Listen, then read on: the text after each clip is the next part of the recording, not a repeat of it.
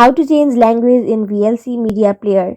Hello, this is Sabrina here to help you today. So without any further ado, let's get right into the video. So first launch your VLC application, and after that go to more from your bottom right corner. After that you will land in this interface, and then you will have to go to settings. Then you will see an option of subtitles from extra settings when you scroll down. Then go to preferred subtitle language, and then you will see several languages. Simply select the one that you want, like this, and done. So that's it.